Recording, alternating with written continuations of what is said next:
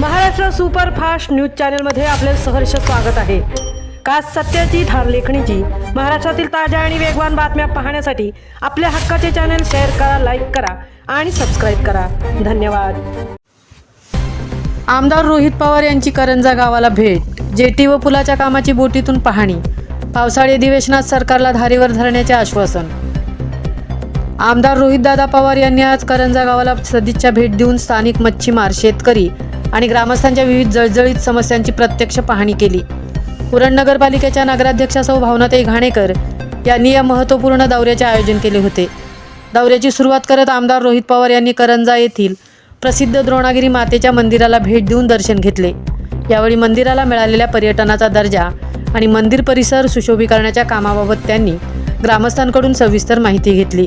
आमदार रोहित पवार यांनी नव्याने सुरू असलेल्या करंजा खाडीतील पुलाच्या कामाची बोटीतून प्रत्यक्ष पाहणी केली। या पुलाच्या कामामुळे बाधित झालेल्या मच्छीमार आणि शेतकरी वर्गाला मिळणाऱ्या नुकसान भरपाईबाबत त्यांनी चर्चा केली। पुलाच्या बांधकामामुळे स्थानिक पातळीवर होत असलेल्या अन्यायाबाबत ग्रामस्थांनी त्यांच्याकडे व्यथा मांडल्या। त्यानंतर त्यांनी करंजा मच्छीमार सोसायटीच्या कार्यालयाला भेट देऊन मच्छीमार समाजाच्या समस्या जाणून घेतल्या। या बैठकीत मच्छीमारांनी खालील प्रमुख प्रश्न आमदारांसमोर मांडले। मच्छीमारी नौकांसाठी मिळणारा डिझेल कोटा आणि थकीत डिझेल परताव्याचा प्रश्न, करंजा पोर्ट आणि बंदरात मच्छीमारांना भेडसावणाऱ्या दैनंदिन अडचणी, मच्छीमार समाजाच्या गावठाण विस्ताराची बऱ्याच काळापासून प्रलंबित असलेली मागणी, मासळी खरेदी विक्री दरम्यान व्यापारी वर्गांकडून होणारी मच्छीमारांच्या आर्थिक फसवणूक, शासनाकडून मच्छीमारांना नव्याने शेतकरी दर्जा जाहीर झाला आहे, परंतु अद्यापपर्यंत मच्छीमार समाजाला याचा कोणताही प्रत्यक्ष लाभ मिळालेला नाही।